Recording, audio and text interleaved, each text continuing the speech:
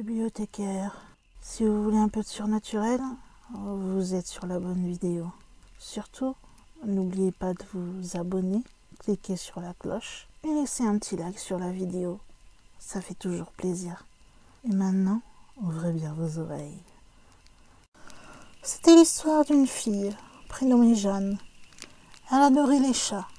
Elle en avait 6.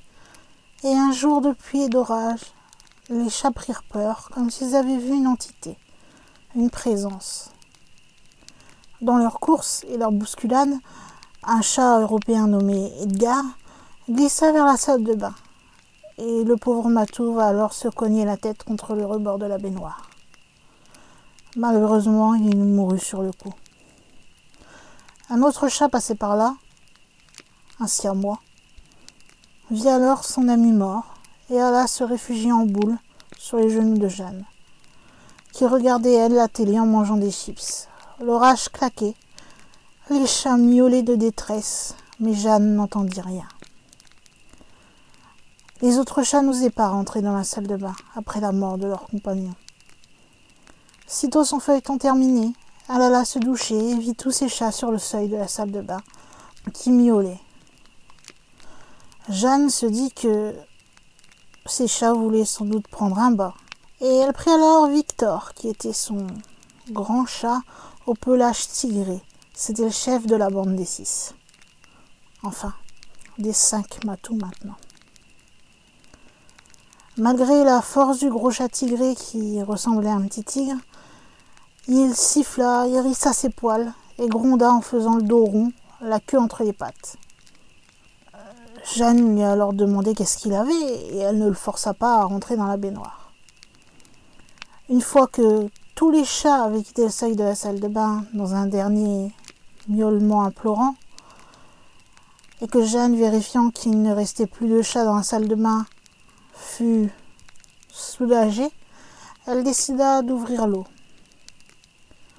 Elle commença alors à se passer de l'eau chaude, bien chaude sur tout le corps, quand soudain elle entendit un miaulement sinistre et des bruits de griffes sur le rebord de la baignoire. Elle a cru que c'était un tour de son esprit, une hallucination.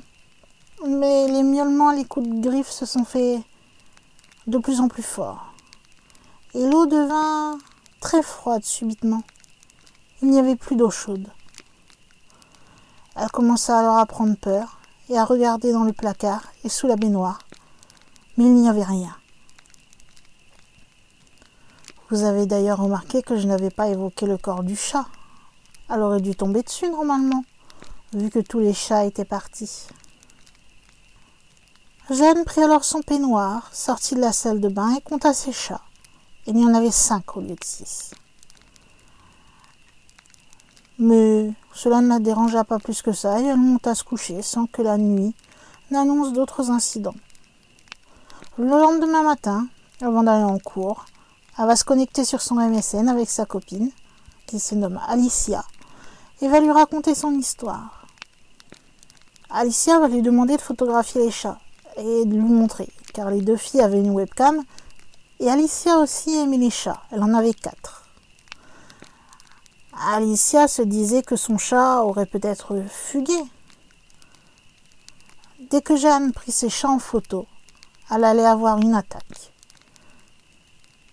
Elle vit sur la photo que tous ces chats avaient le poil hérissé et le chat mort apparaissait sous la forme d'un fantôme sur le carrelage de sa salle de bain. Car en effet, sa salle de bain et sa chambre étaient proches l'une de l'autre. Elle s'évanouit directement après avoir pris ce cliché. Étrange, n'est-ce pas ?